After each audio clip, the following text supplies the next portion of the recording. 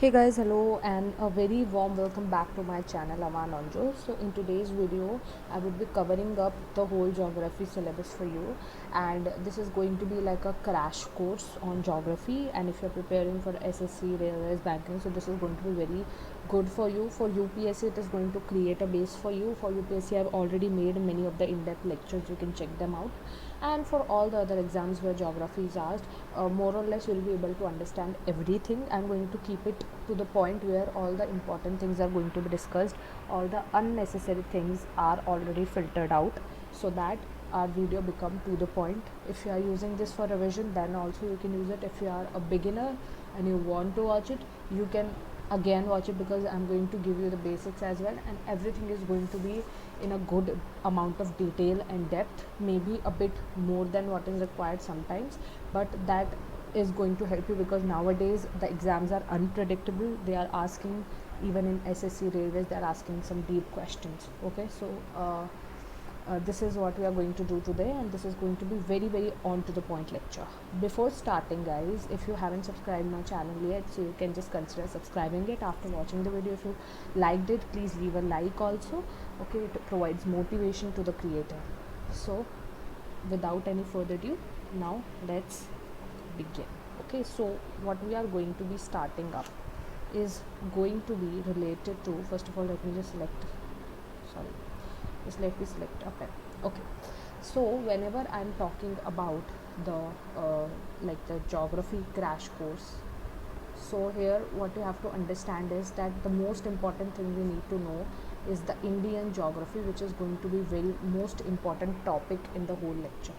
Okay, when I'm talking about the Indian geography, we'll be talking about world geography also, because many of the topics are asked. We are going to be talking about all the important things also in world geography, but currently let us discuss the Indian geography. So first of all, we will be starting up with the North India. Okay, and we'll be gradually moving towards the southern parts. So in the North India, first thing you need to know is the Great North Indian Plains. Okay, so what are the Great North Indian Plains? These are the plains which are in the northern parts of India. Let me show this to you through a map. Okay, so there this is the map. Okay, and these here you guys can see the Great North Indian Plains. Okay, now these Great North Indian Plains are the ones that we are going to discuss today, but before that, let me just give you the other physiographies of India. Like here in the blue color, you can see all the Himalayan range that is there. Here you guys can see the Deccan Plateau area. Okay, so this is the whole Deccan Plateau area, you can see in the brown color. And in the light brown color, you can see the Eastern Ghats, and here in the green color you can see the Western Ghats, or rather all both the green colors are Western Ghats, and this is the part which is around the around the Eastern Ghats. Okay, and this is the Great Indian Desert, which is covering the parts of Gujarat as well as Rajasthan. Okay, and here you can see the Himalayas are going towards the northeast as well, and in the northeast, this particular part is called as the northeastern mountain ranges, and there are different ranges according to the place, and all this green region is considered in the North Indian plains. Okay, so we are going to be first of all discussing the North Indian plains as well as the Himalayan region altogether. I am considering like this whole region to be the today's like not today's, but the first topic that we are going to be discussing. Okay, now let us move forward. So first of all, how the Great North Indian Plains are formed? They are basically formed by the accumulation of sediments. Okay, so these are certain important things that I'm writing, so that you guys can just make out the points. Okay, and accumulation of sediments, when they are accumulated over the large period of time. Okay, they have like earlier it was like the mountain ranges, then they started to reduce in sizes, and then they have finally turned into a plain. This is how it would have worked. This is the theory that is currently there. Okay, and around 800 kilometers of the Great North Indian Plains is in Pakistan, and the remaining 2400 kilometers is in India. Okay, what else you need to know? Like if I see the mountain ranges like this, like this, and like this, plateaus, and then plains. this is something what it is like. The water or the other sediments are going to be coming up like this, and they are going to be accumulating onto the land. Okay, so these are going to be accumulated like this. Say this is the river here, say this is the river, say this is the river here, okay, which is taking up the sediments, etc. Now from the river, now what is going to be happening is that there would be the accumulation here. So accumulation would be of the different kinds of sands. Okay, so if I say that the sand that is going to be closer here towards the river part, this is going to be called as the, there are two different kinds of sands. Okay, there is khadar and bhagar. Okay, so this yellow colored is called as khadar, khadar, khadar sand, and this is a kind of a fertile sand. Okay, this is very fertile sand because it is towards, very close to the, towards the bank of the river. Whereas when I go towards the, I'll just make it with some darker color, maybe brownish. So when you go like if you move away from the bank of the river, so here you guys can see this area which I have shown in the maroon brown color, and this area is called as bhabar, bhabhar. What is bhabar meaning? Bhabar would be meaning the sand that is away. It consists lots and lots of rocks, etc. Okay, which is making it lesser fertile as compared to the, as compared to what, khadar belt. So this is known as khadar belt, this is called as bhabar belt. Khadar belt is more fertile, bhabar belt is less fertile, or rather I'll write less here. Okay, so this is how is the different kinds of sands that you can find in the Great North Indian Plains. Also, the Great North Indian Plains are called as the Terai region, or we also call it as Terai belt. Why do we call it as Terai belt? Because it is a fertile area. Okay, there is very high levels of population because it is a fertile land and it is a Terai region. Okay, also since what is the meaning of Terai? Terai is kind of a marshy region. Okay, and since it is marshy, there is high amounts of water in there. Okay, and why water is there? Because it is having great rivers which are flowing through it, like Ganga, Brahmaputra, and many other. Brahmaputra, Indus is also draining it. So what is happening is, because of all of these large rivers, high levels of water is there, because of which high population is there. Because high population is also there because it is a highly fertile area. All the Great North Indian Plain area is highly fertile. Okay, and because of all of these regions, it is having a very very high amounts of population. Okay, and also another thing, sometimes it is asked that the malaria is more prevalent in this part of India. Why? Because it is having a Terai region, it is a Terai belt, and because of it, what is happening is that there is it provides a breeding ground for mosquitoes, and hence the higher cases of malaria is there. Okay, so these are the certain things that you need to understand. Okay, relating to the basic basically how the things work. Okay, now coming back to this map of India, where I have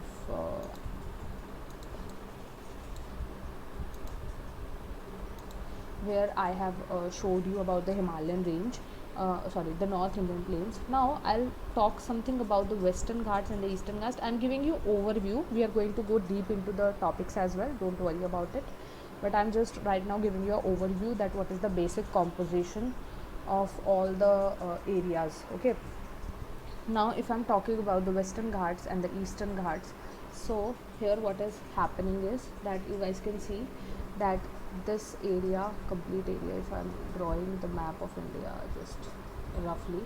Okay, so this whole area here, let me just change the color. Okay, so here you would have seen in the green part, this whole area is like, this area is the Western Ghats and this area is the Eastern Ghats. Okay, now what is happening is, in the Western Ghats, it is the area where Western Ghats are divided into different kinds of like the Western Ghats in itself are called, like they are subdivided. Okay, so what is, how they are divided, like this is the Gujarat region, okay, and here is the Daman and Diu. So from Daman and Diu, from the Daman and Diu till Goa, this particular coast is called as the Konkan coast, and Konkani language is very popular here. And this could be asked why, because it is in news currently, and there has been a demand that Konkani should be included in Schedule 8 of our constitution. Schedule 8 deals with the languages, and this particular coastal area around Gujarat is called as Kathiawad coast. Kathiawad coast. Okay, now moving after Goa, from Goa till the area of New Mangalore, this particular area, this particular part is called as the Canara coast. Canara Bank you would have heard. I'm writing bank on Canara coast. Okay, and after from Canara coast, the remaining part of the Western Ghats is known as the Malabar coast. Malabar near to the Kerala. Clear? Okay, so this is how the western coastal area is divided. Here is the Daman and Diu, the Gujarat coast, the Kathiawad coast. Here is the Konkan coast till Goa. After from Goa till New Mangalore in Karnataka, it is Kannada coast, and from Karnataka till Kerala, it is a Malabar coast. Okay. Similarly, our Eastern Ghats are also divided. So I'll make a map of Eastern Ghats also. So let's say this is called India, and this is the Eastern Ghats we are going to be talking about. Okay, now in the Eastern Ghats you can see that here, say this is the Tamil Nadu region. Okay, and then after the Tamil Nadu region, here is the Andhra Pradesh region, and from here the river Krishna is flowing. Okay, river Krishna is flowing from here. Okay, now what is happening is that Krishna is flowing from here, and this river Krishna is dividing this much part which is called as the Coromandel coast. So from here till here, this much is called as Coromandel coast. Okay, and from after the river Krishna, from the parts that are above in here you can say Odisha is there. Okay, then the West Bengal is going to be here. So all of this area, the remaining area is called as the northern circles.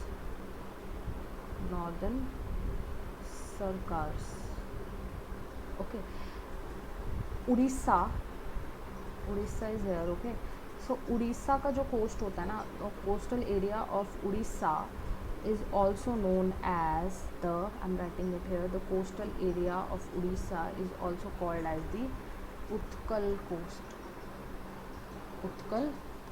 ठीक है, तो ये था this was all about our Eastern Ghats and Western Ghats, how they are divided, and this is a important slide. You guys can mark this up because all of these things are asked and you should also know it, and this one is even more important. Okay, because this is asked. Okay,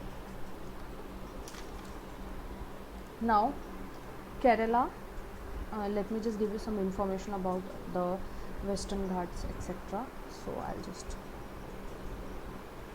okay, so if I'm talking about Kerala, so the Kerala is very, very famous for lagoons. Lagoons are what? Lagoons are the backwaters.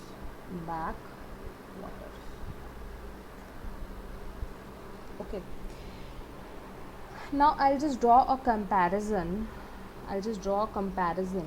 between the Western Ghats and the Eastern Ghats. Okay, let us just draw a comparison and let us understand that what is the differences between them, because knowing this is also very very very important. Everything I'm going to be discussing here is going to be important because I'm already getting with the filter one. Okay, so when I'm discussing about the Western Ghats, so there is higher amount of rainfall in the Western Ghats and there is lesser rainfall in the Eastern Ghats. Okay, secondly, the kind of a soil that is found here is the laterite soil, and what is found here is the alluvial soil.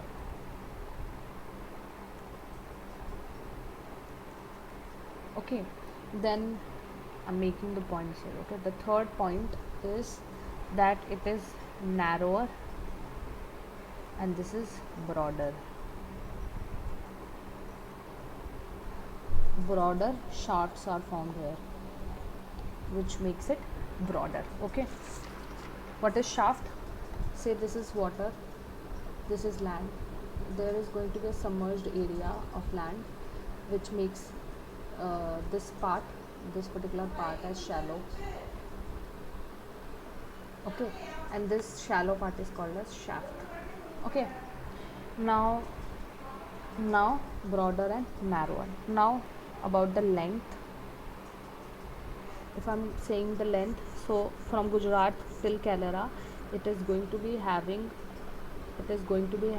a length of 14,000 to 16,000 kilometer.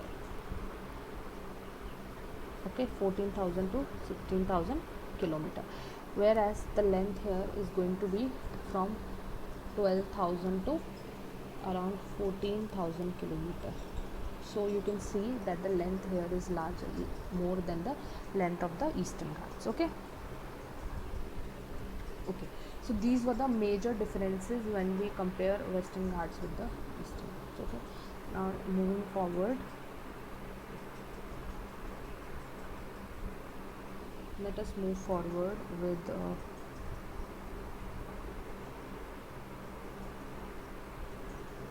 let us move forward now, and let us understand about, let us come back to our map.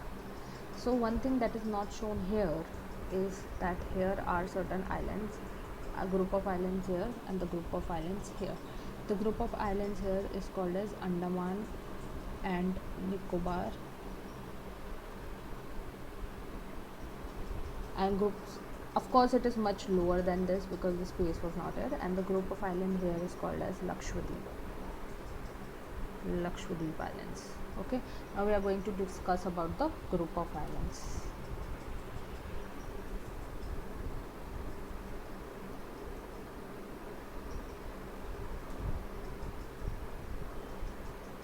Okay, now when I'm talking about islands, so islands, first of all I'm going to be talking about the Andaman and Nicobar.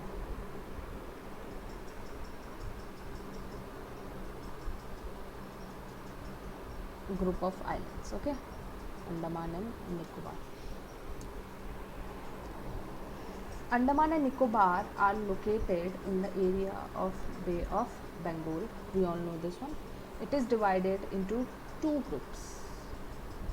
Okay, what are the two groups? Group number 1 is Andaman group of islands and group number 2 is Nicobar group of islands. Okay, now if I'm talking about the group 1, that is Andaman. So Andaman is going to be divided into 3 groups of like islands in this manner.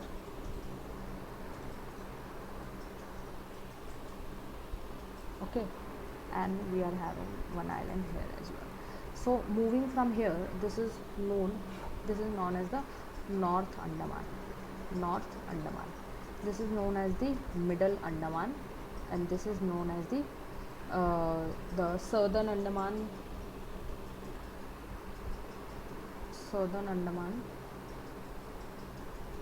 or South Andaman, and this is known as the Little Andaman.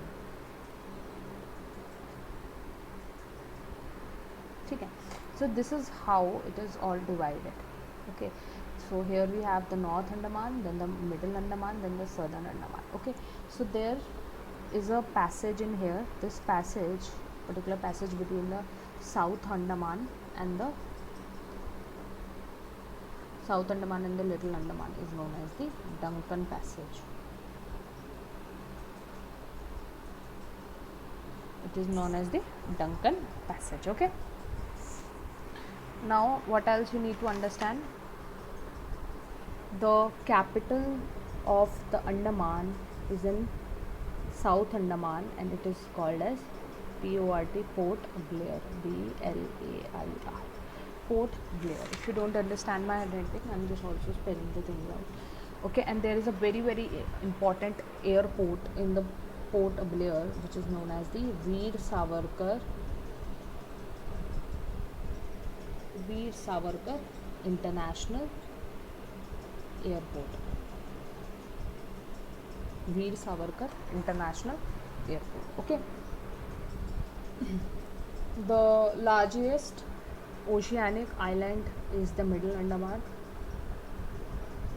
Largest oceanic island of India. Okay. And what is important about the North Andaman?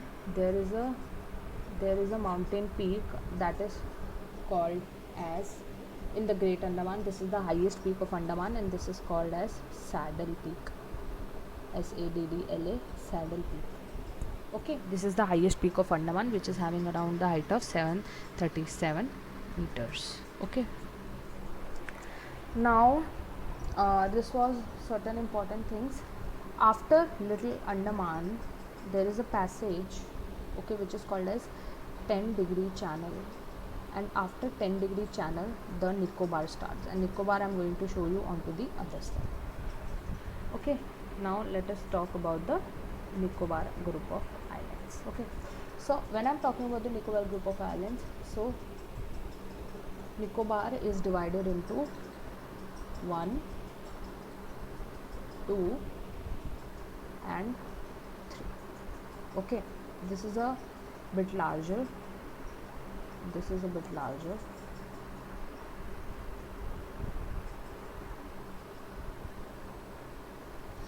so this one in here is called as Car Nicobar.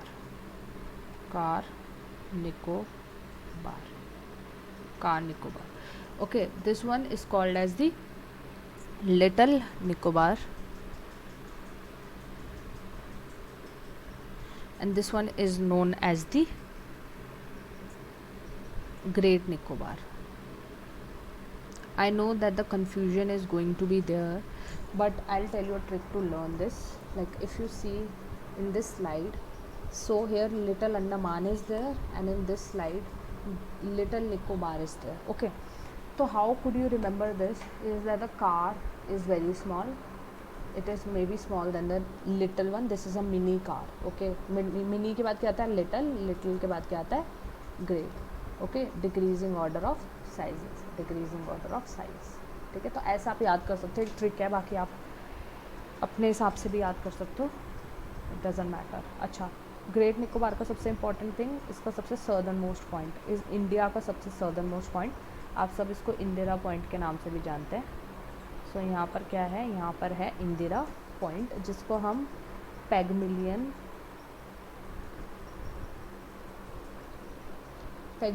Point भी बोलते हैं. तो अगर paper में ये आ जाए तो confuse नहीं होना है.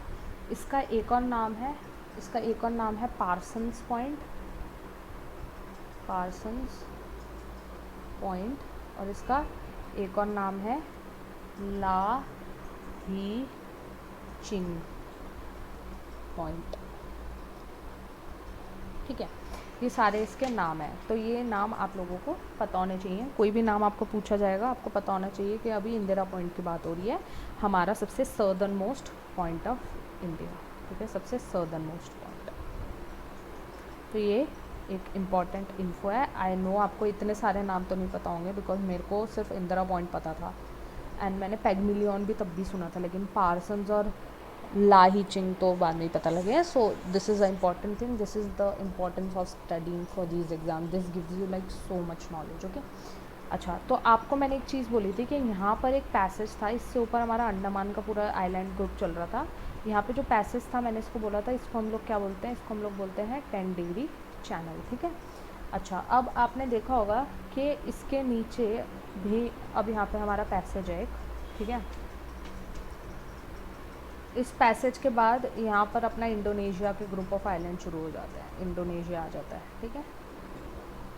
तो इसको वैसे तो इसको कोको चैनल बोलता है, पर ये भी आपको पता होगा तो भी ठीक है, नहीं भी पता होगा तो भी ठीक है, ठीक है। ये आपका आइलैंड ग्रुप की बात हो गई थी हमारे अंडमान एंड निकोबार की। अब हमारे पास जो बचा है वो क्या बचा है, हमारे पास Lakshadweep, Lakshadweep group of islands, ठीक है, लक्षद्वीप। सो अगर मैं लक्षद्वीप की बात करती हूँ तो लक्षद्वीप में आपके पास मान लो आपका पूरा ऐसे ग्रुप ऑफ आइलैंड है, ऑल्दो बहुत स्कैटर्ड है, मैंने इनको एक आउटलाइन दे दी है just to explain you guys. इसको हम 3 पार्ट्स में डिवाइड कर दे रहे हैं। ऊपर वाला जो पार्ट होता है इसको हम बोलते हैं अमन दीवी ग्रुप ऑफ आइलैंड्स,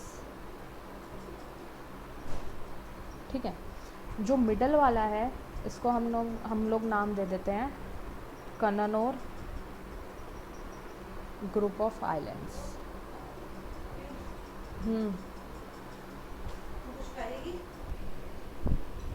और ये जो रिमेनिंग वाले होते हैं इसको हम लोग क्या बोलते हैं, इसको हम लोग बोलते हैं कावारती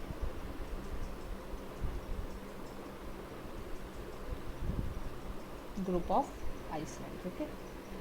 तो ये है 3 पार्ट्स में से डिवाइडेड होते हैं। कन्ननौर ग्रुप ऑफ आइलैंड्स में कुछ जो इम्पोर्टेंट आइलैंड्स के नाम है मैं आपको बता रही हूँ। कन्ननौर में सबसे पहली बात तो हमारा कैपिटल आता है, ठीक है। कैपिटल क्या है, कैपिटल है अंडमान का, सॉरी लक्षद्वीप का कावारती। तो जो कैपिटल है वो इस वाले एरिया में आता है, ठीक है। कावारती, आप इसको मत बोलो Kavaratti, this is my mistake, sorry, just इसको ठीक कर लो। इसको बेसिकली मेजरली कोई नाम नहीं दिया गया है, बिकॉज अभी मैंने देखा कि कावारती जो है कन्ननौर में है, ठीक है। तो आप बस उसको इतना ही रहने दो, Cannanore group of island Amindivi and the remaining are there, okay. तो कावारती कन्ननौर में मिलता है आपको सबसे साउदर्न पार्ट में, इस वाले पार्ट में यहाँ पे आपको मिनिकॉय आइसलैंड मिलेगा।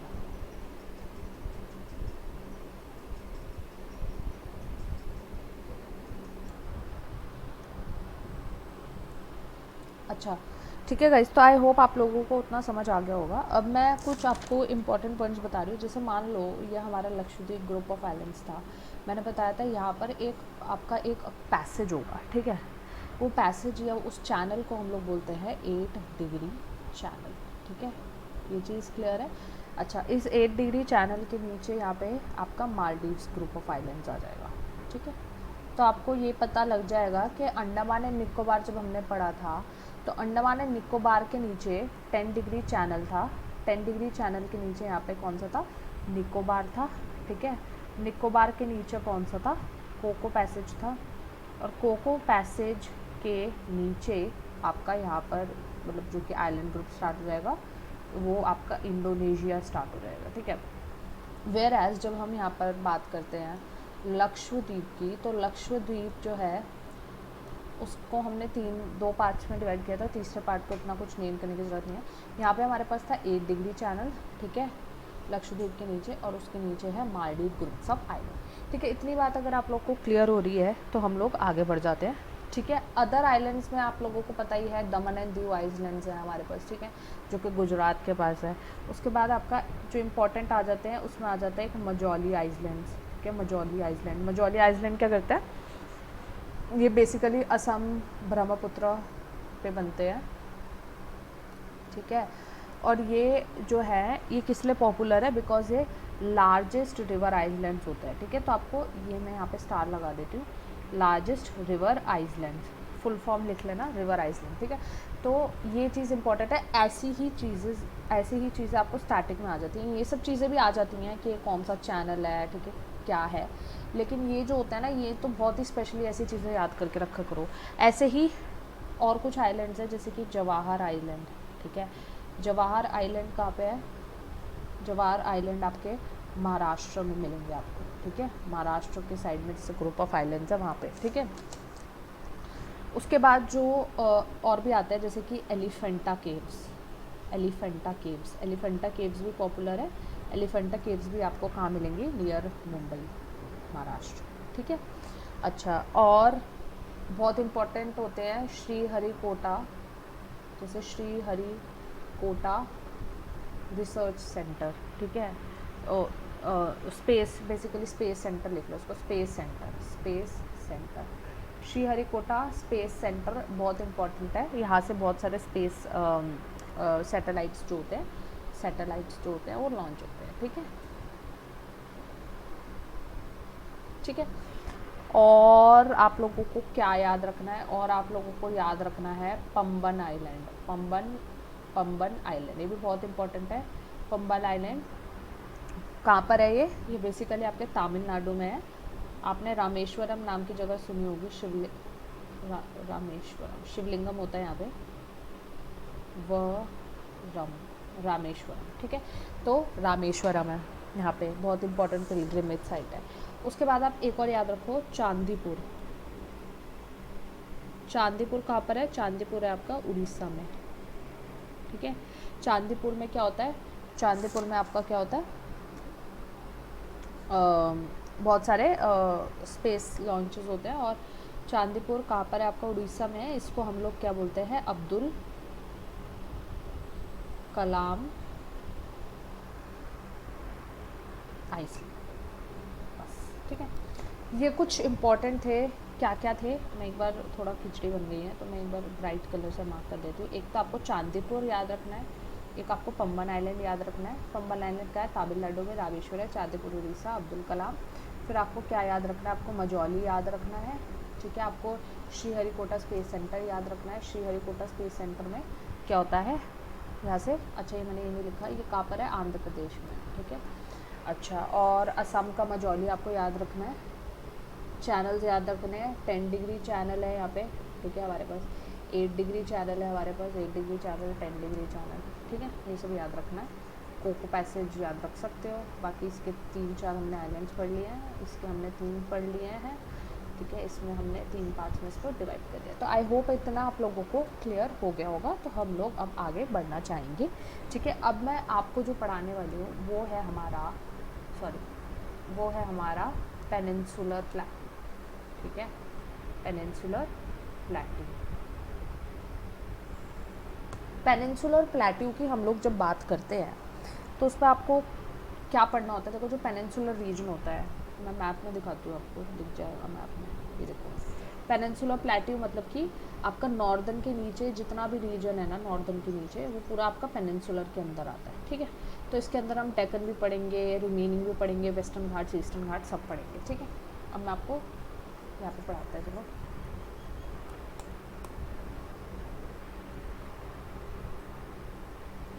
ठीक है, पेनिनसुलर प्लैटू, ठीक है। अब मैं अगर पेनिनसुलर प्लैटू में अगर मैं सेंट्रल एरिया की बात करूँ, जो आपका मध्य प्रदेश, छत्तीसगढ़, तो उसको हम बोलते हैं सेंट्रल हाईलैंड। बिहार, मतलब झारखंड तक भी जाता है, ऐसी बात नहीं है। ऑल दो बिहार जो होता है वो आपका इसी एरिया में ही आ जाता है थोड़ा, ठीक है। अच्छा देखो, सेंट्रल हाईलैंड में आपके, और आपका यहाँ पे दिल्ली वाला एरिया हो गया, ठीक है। और नीचे से आपके अरावली आते हैं, सब आपका सेंट्रल हाईलैंड में आता है। तो सेंट्रल हाईलैंड को ड्रॉ करने के लिए मैं यहाँ पे एक फिगर ड्रॉ कर रही हूँ। इससे आपको मान लो ये पूरा सेंट्रल हाईलैंड है, ठीक है। सिंप्लीफाइड वर्जन में ड्रॉ कर रही हूँ। यहाँ पे पहली चीज़ है, यहाँ पे दूसरी चीज़ है, यहाँ पे तीसरी चीज़ है, और यहाँ पर चौथी चीज़ है, ठीक है। क्या चीज़ है? क्या चीज़ है? देखो, एक तो सबसे पहली बात तो यहाँ से दामोदर रिवर आ रही है, अभी हम समझेंगे। ये आपका एग्जैक्ट है कि किस एरिया में आपका ये पड़ता है, ठीक है। अब मैं आपको अगर लिखना चाहूँ कि फर्स्ट सेकंड ये सब क्या है, तो सबसे पहली बात यहाँ से क्या आता है? यहाँ से आता है अरावली, ठीक है गाइस। तो यहाँ पर अगर मैं देखूँगी तो यहाँ पर हमारे पास अरावली रेंज आएगी, ठीक है। अरावली रेंज बहुत इंपॉर्टेंट होती है, सारी रेंजेस इंपॉर्टेंट है। अरावली आ जाता है, ठीक है। और यहाँ से चलता है ये पूरा, यहाँ पे दिल्ली तक जाता है, ठीक है। तो ऐसे ऐसे करके बहुत सारे यहाँ पे हमारे रेंजेस हो जाते हैं, ठीक है। अब मैं आपको एक एक करके, पहले तो मैं आपको बता देती हूँ कौन कौन से रेंजेस आ जाते हैं यहाँ पर, माउंटेन रेंजेस। पहला हमने देख लिया अरावली, ठीक है। दूसरा हमने देख लिया है, एक आपको मिलती है बीच से जाती है, बीच से जाती है कौन सी, विंध्याचल, यहाँ पे आ जाती है बेसिकली। अगर मैं इस फिगर में कंसिडर करूँ तो यहाँ पे विंध्याचल रेंज, या फिगर को ना भी लो तो भी मैं बता सकती हूँ, विंध्याचल रेंज हो गया, ठीक है। तीसरा है आपके पास बहुत सारे, जैसे आपके पास राजमहल हिल्स आ जाते हैं, वो थोड़ा इस साइड पे आते हैं, ठीक है, राजमहल हिल्स। अभी मैं आपको मैप पे भी बनाकर दिखा दूँगी, कोई टेंशन की बात नहीं है, ठीक है। उसके बाद अगर हम प्लेट्यू में देखिए, प्लेट्यू एरिया, ये तो आपके चार रेंजेस हो गए, 3-4, ठीक है। और यहाँ पर आपके, अगर मैं प्लेट्यूज़ में देखूँ तो प्लेट्यूज़ में क्या क्या आ जाता है, प्लेट्यूज़ में हमारे पास आ जाता है मालवा प्लेट्यू, ठीक है, मालवा प्लेट्यू आ जाता है। फिर हमारे पास आ जाता है बुंदेलखंड, बुंदेलखंड प्लेट्यू, ठीक है। फिर थर्ड में हमारे पास आ जाता है यहाँ पे बघेलखंड, बघेलखंड प्लेट्यू, ठीक है। और चौथे पे हमारे पास आ जाता है यहाँ पर छोटा नागपुर प्लेट्यू। सारे बहुत इंपॉर्टेंट है, हम लोग पढ़ेंगे इसमें से, बुंदेलखंड, मालवा, छोटा नागपुर, नागपुर, ये तो सारे इंपॉर्टेंट है, ठीक है, इनमें बहुत सारी माइनिंग होती है। तो हम एक एक करके इन सबको अभी पढ़ ले रहे हैं, ठीक है। तो मैं अभी जाऊँगी सारी स्लाइड से इन हटा कर and will continue from fresh, okay. अच्छा, तो सबसे पहले अरावली को देख लेते हैं, अरावली को देख लेते हैं। अरावली में क्या होता है, जैसे कि मान लो मैं यहाँ पे थोड़ा सा रफली मैप बना दूँ प्लीज़, ओके।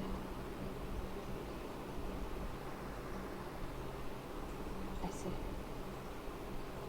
ठीक है। अच्छा, तो ये आपका राजस्थान वाला एरिया है, प्लीज़ कंसिडर इट।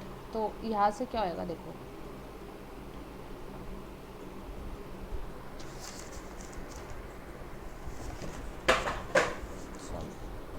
ओके, तो यहाँ से क्या होगा, देखो क्या होगा कि यहाँ से ऐसे हिल्स वाला रीजन जाएगा पूरा,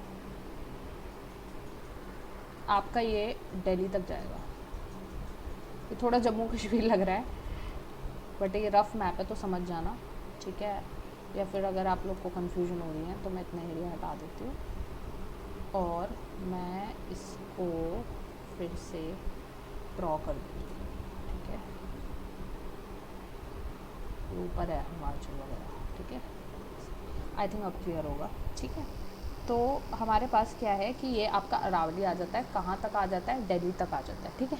इससे पहले यहाँ पे हरियाणा का जो रीजन है वहाँ पे अरावली मिलेगा आपको, ये राजस्थान का रीजन है, यहाँ पे अरावली मिलेगा, पूरा राजस्थान का एरिया है, ठीक है। फिर उसके नीचे ये गुजरात वाले एरिया के पास भी आपको अरावली मिलेगा, ठीक है। तो कहाँ जा रहा है अरावली, अरावली दिल्ली, हरियाणा, राजस्थान, गुजरात, ठीक है। अच्छा, अब राजस्थान में इसकी जो हाईएस्ट पीक होती है, भाई हाई लिख देती हूँ, हाईएस्ट पीक्स आप लोगों को पता होनी चाहिए। और आई एम नॉट प्रॉमिसिंग कि मैं इसी एक वीडियो में कंप्लीट कर दूंगी, ठीक है। आपको शायद एक और वीडियो लगेगा, लेकिन इतना मैं ज़रूर प्रॉमिस कर रही हूँ कि video would be coming like 1-on-1, एक आएगी, दूसरी आ जाएगी, तीसरी आ जाएगी, बैक टू बैक, ओके। इसकी कोई टेंशन नहीं है, बिकॉज मेरा थोड़ा इशू चल रहा था अभी डिजिटल पेन का, तो it has been solve now. तो अब मेरे को बेटर वे में मैं अब आप लोगों को पढ़ा पाऊँगी, ठीक है। अच्छा, तो सबसे पहले मैं एमपी की बात कर लेती हूँ, एमपी की बात करनी है हम लोगों को, ठीक है। और फर्स्ट सेकंड करके लिख देती हूँ। सेकंड में आपको बात करनी है हम लोगों को कैसे कैसे हिल्स होती है ना, वो सब मैं आप लोगों को बता दूँगी, ठीक है। राजस्थान की हमें देखनी है, राजस्थान में कहाँ जाती है, ठीक है। ओ आई एम सॉरी, मैंने एमपी लिख दिया, सॉरी। आप पहला यहाँ पे राजस्थान कंसिडर करो, दूसरा दिल्ली ले लो, ठीक है। तीसरा ले लो आप लोग, क्या लोगे, आई थिंक यही दो बहुत इंपॉर्टेंट है, ठीक है। राजस्थान में जो आपका हाईएस्ट पीक है वो आप सभी को पता है कौन सा है, माउंट आबू। ये किसका पार्ट है, ये अरावली का ही पार्ट है। माउंट आबू में एक दिलवारा टेम्पल बहुत बहुत पॉपुलर है, ठीक है, दिलवारा टेम्पल, और पिलग्रिमेज साइट है, जैन पिलग्रिमेज साइट, बहुत ही पॉपुलर दिलवारा टेम्पल है। और यहाँ पर आपको गुरु शिखर देखने को मिलेगा। गुरु शिखर की हाइट सबसे ज़्यादा है माउंट आबू पे, और माउंट आबू पे गुरु शिखर ही जो है हाईएस्ट पीक है, जिसकी हाइट है 1722। ठीक है, इतना क्लियर हो रहा है।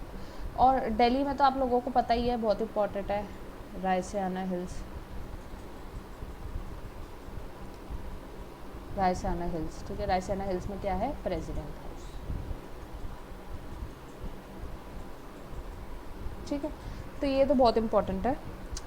तो ये कुछ अरावली का है, और अरावली बहुत इंपॉर्टेंट होता है मॉनसून के लिए भी, तो मॉनसून भी एक्सप्लेन कर दूँगी अगली वीडियो में। ठीक है, इस वीडियो में मैं आप लोगों को बेसिकली माउंटेन रेंजेस और रिवर कराऊंगी, जो कि बहुत ही मेजर चंक है। अगर वो कर लेंगे तो उसके बाद थोड़ा बहुत बच जाएगा मॉनसून वगैरह, वो तो मैं कभी मतलब कभी भी क्या आपको बैक टू बैक एक अलग वीडियो देकर बनवा दूँगी। ठीक है, अब मैं जो अगली चीज़ मेरे को जो डिस्कस करनी है, that is going to be your Vindhyachal range. Vindhyachal range, ठीक है। अगर मैं विंध्याचल रेंज की बात करती हूँ, तो इसमें अगर मैं ऐसे ड्रॉ करूँ पूरा रेंज, विंध्याचल रेंज मैं आप लोगों को मैप में भी दिखा दूँगी। ठीक है, ऐसी कोई बात नहीं है, मैप में दिखा दूँगी मैं। अगर मैं ऐसे ड्रॉ करती हूँ, मान लो, ठीक है, तो जो एमपी वाला रीजन पड़ेगा, एमपी वाले रीजन में जो हाईएस्ट पीक है, मैं हाईएस्ट पीक बता दूँ पहले आप लोगों को। ठीक है, एमपी वाले रीजन में जो हाईएस्ट पीक है, इसको हम लोग क्या बोलते हैं, इसका नाम है गुडविल पीक। गुडविल पीक, ठीक है, highest peak of Vindhyachal range भी है ये, विंध्याचल रेंज की भी सबसे हाईएस्ट पीक है, तो ये बात है। उसके बाद विंध्याचल रेंज एमपी के बाद आती है यूपी की साइड। ठीक है, फिर आती है ये बिहार की साइड। बिहार और यूपी को मिलाकर जो मतलब यहाँ से लेके यहाँ तक जो रेंज है, यहाँ से लेकर मान लो यूपी से बिहार तक की जो रेंज है, इसको ये लोग बोलते हैं, हम लोग बोलते हैं कैमूर रेंज। कैमूर रेंज, ठीक है।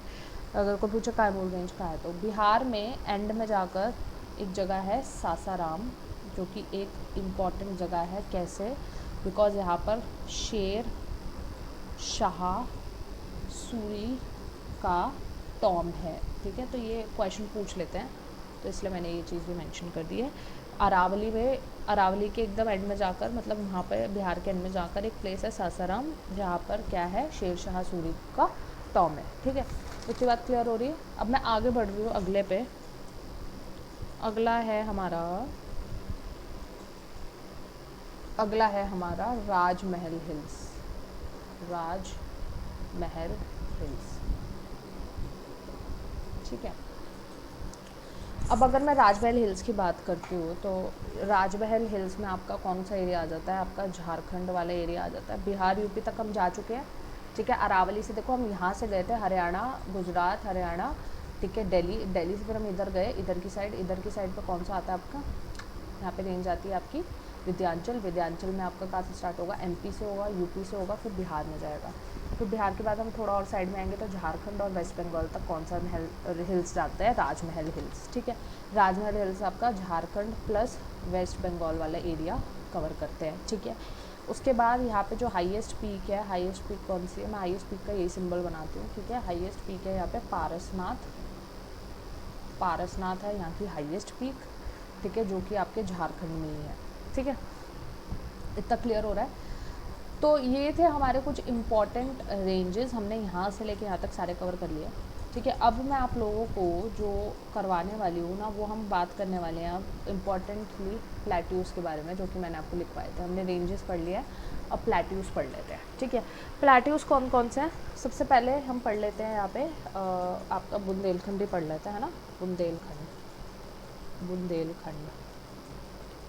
अब ये जो बुंदेलखंड है ना, बुंदेलखंड के जो प्लेट्यू होते हैं ना, यहाँ पर ये एरिया कौन सा कवर करते हैं, एमपी प्लस यूपी वाला एरिया कवर करते हैं बुंदेलखंड। ठीक है, बहुत ही ज़्यादा इनकी जो वो होती है रेनफॉल यहाँ पे बहुत ही कम होती है।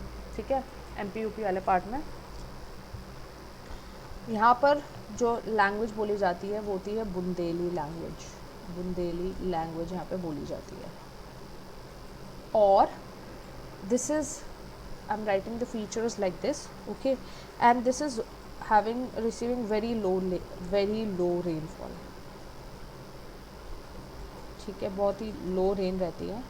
उसके बाद the rocks और the amount of rocks is very high. Of course अगर रेनफॉल इज़ लेस तो rocks would be very high. उसके बाद इन सब से क्या इफ़ेक्ट होगा कि ये लेस फर्टाइल भी रहेंगी, ठीक है, लेस फर्टाइल भी रहेंगी ये। और इन्होंने एक न्यू स्टेट की भी डिमांड कर दी है, तो ये चीज़ भी आप लिख सकते हो, न्यू स्टेट की डिमांड आई है इनकी तरफ से। यहाँ पे बुंदेली लैंग्वेज बोली जाती है, ठीक है। अच्छा, अगर मैं प्रिसाइसली आप लोगों को बता दूँ तो ये झांसी वाला एरिया हो गया, झांसी वाला एरिया हो गया जो कि मध्य प्रदेश में आ गया, ललितपुर हो गया, ललितपुर वाला एरिया हो गया, और आपका ये बांदा वाला एरिया, ठीक है। ये सारे एरियाज़ इसमें बेसिकली आते हैं, और because of this there is very less agriculture is very less. अच्छा, यहाँ की टॉपोग्राफी भी बहुत इम्पॉर्टेंट होती है। टॉपोग्राफी जो होती है ना, वो यहाँ की बहुत ही बेकार टॉपोग्राफी होती है, ठीक है। सॉरी, वो थोड़ा डिलीट हो गया। ओके, तो जो टॉपोग्राफी रहती है ना इसकी, तो टॉपोग्राफी कैसे रहती है, बुंदेलखंड के टॉपोग्राफी में रेवाइंस होते हैं। रेवाइंस, ये वर्ड आपको याद रखना है, ठीक है। और आप इसका एक गूगल फ़ोटो देखिएगा, इमेज देखिएगा इसकी, ठीक है, आपको पता लग जाएगा इस लेक्चर के बाद कि कैसा होता है देखने में, ठीक है। यहाँ पे बहुत सारा नक्सलिज्म भी होता है इसी की वजह से, ठीक है। नक्सलाइट्स रहते हैं यहीं पर, ये रिवराइंस में रहते हैं, ठीक है। तो ये पूरा आपका वो हो गया है। और आप लोगों को क्या देखना है, अच्छा अगले वाले में मैं चलती हूँ मालवा पे।